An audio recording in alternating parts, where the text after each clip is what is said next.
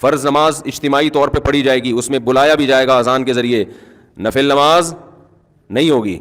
एक दफ़ा मैंने बयान में ये कह दिया कि तहज्जुद की नमाज जमात के साथ, जो इतनी बड़ी बड़ी जमातें होती हैं, जायज़ नहीं है।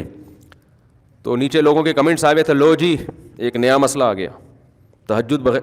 फिर पूछने लगे इसकी दलील क्या है, कोई हदीस का रेफरेंस तो दिया नहीं मुफ्ती साहब ने, बस मसला बता दिया। इतने नीचे नेगेटिव कमेंट्स के, इन लोगों को ये अपने फ़िरक़े के गोल कीपर हैं, ये अपने फ़िरक़े को फैलाने की कोशिश कर रहे हैं, देखो बग़ैर दलील के। जिस बेचारे को ये ना पता हो, जिन बेचारों को, कि दलील उसके ज़िम्मे होती है तो दावा करता है। दलील किसके ज़िम्मे होती है? जो दावा करता है।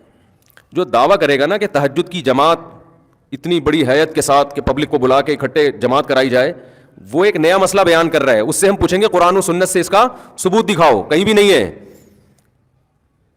तो दलील उसके जिम्मे जो इस अमल को जायज कह रहा है, जो नाजायज कह रहा है उसके जिम्मे रेफरेंस पेश करना नहीं है। वो बगैर रेफरेंस के उसकी बात ज्यादा मजबूत है।